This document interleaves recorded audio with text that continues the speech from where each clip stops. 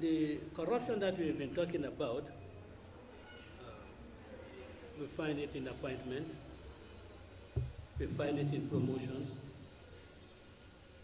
we find it manifesting itself in other ways. Now, what we have been faced with is our national assets have been gradually sold. And now when I say sold, I say so with great caution. An asset that is given away for 30 years,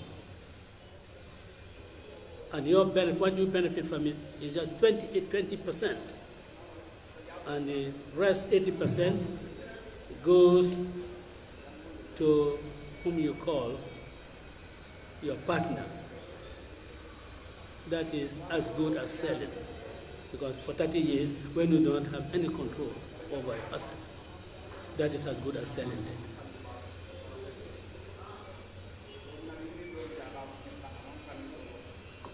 The bridge, which is also mortgage, although this is recycled,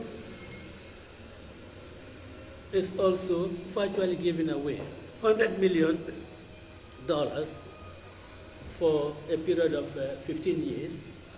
You are giving it away. It does not inure to the benefit of the country.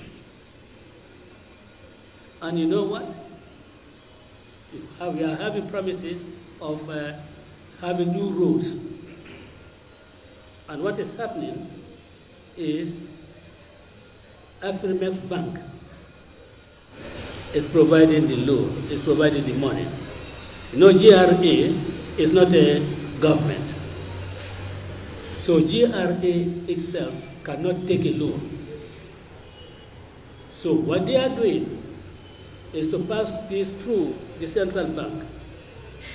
And then, of course, they issue bonds for this to be put in the market, in the financial market, in order to raise, I think it's about 75 million. I'm not too sure about that, about $75 million. Yeah. So, you can see how manipulative the government is. It's GRA that is the beneficiary. GRA cannot take a loan. GRA cannot take a loan. So use government institution to take it, and then you have a bank here through which they will do the exchange of the dollars, the fixed rates and so forth. And all these are avenues through which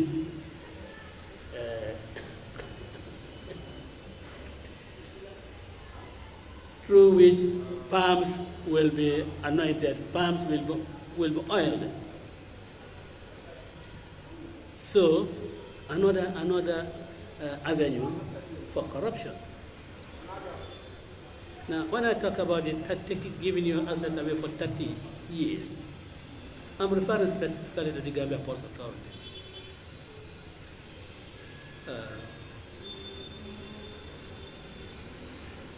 Most of us know that when the Gambia Ports Authority was established in the 1970s, from being Marine Department to a fully fledged state corporation, it was doing very well. Its first managing director, I believe, was Captain Salah. Captain Salah did magnificent job as managing director of Gambia Ports Authority, and others came on. The Alium Boots, the Pachans, the Modigays, the Jaganas. They came in, even Jiba in Jammeh's time, and did wonderful work. In those days, goods destined for Guinea-Bissau were brought to the ports of Banjul. Goods destined for Mali were brought to the ports of Banjul. And of course, I mean, the activities, the transit activities, was really serving our country in a lot of ways. Because it's just not port charges that were there, but then vehicles hired from here and taking goods to Guinea-Bissau, to Mali. Now, if you even have 10 bicycles, you want to ship to Banjul, you have to take it to Dakar and have it landed in Dakar. What has happened? Is it that we have lost that quality of managers, the perchance? Have we lost those qualities, quality managers? To the extent that we cannot operate our port in a way that will be of benefit to this country, do we have to give it away for free? Because I say for free, because 30 years of a very strategic national asset given to a foreign-owned company really shows a lot or speaks a lot about the capability and capacity of the management. How many studies do we have on the expansion of the Banjul Port project? Is it not one of those studies that led to Half-Dye being moved? Huge amount of money paid as compensation to residents of Half-Dye. I think the only structure that was saved in that area is the mosque, the Imam Muhammad Lamin Bas Mosque. That was the only structure that was saved. Having spent all that money, and it was done on studies that were validated, why can't we implement that decision? Why do you give it away to a company elsewhere? I'm not against private companies or foreign companies coming to the Gambia. I want them to come. I want them to come and invest. But our strategic national asset, I think, should be in the control of the Gambians. I think when government wants to have resources to develop the Gambia port, to develop our harbor, I think they should have really organized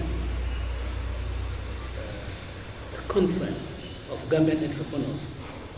And I believe they have sages, they have economic experts, have financial gurus in this country who will come out with suggestions that will ensure that Gambians, if they do not have full control or majority shares in the Gambia Ports Authority, they will certainly have shares that is appreciable. But to give everything away and not affording the Gambians the opportunity to really buy it, I think, or to invest in it, I think that's really doing a great deal of disservice to our country and putting our national assets in the hands of foreigners. After we have seen how Gambia Commercial and Development Bank was government owned, today you have a lot of Gambians who have shares in Trust Bank. Gambia Commercial and Development that end up being Trust Bank. You have them. Could such a scheme not have been worked out so that with the Gambian people participating, there could be ways and means of raising funds to really develop the Banjul port to standards that meets every international standards. But again, this government certainly does not think in a way that will help put the economy of this country in the hands of Gambians. And I think when we come in, we make sure that the economy of this country is put in the hands of the Gambians. We hear Gamcel and Gamtel also are likely to be sold. If you go across to Nigeria, you'll find that the telecommunication industry is completely in the hands of Nigerians. Why can't we do the same? If you want to sell Gamcell or Gamtel, why don't you give it to Gambians? Why try to make arrangements, people from God knows where, and taking this very important national assets. Now,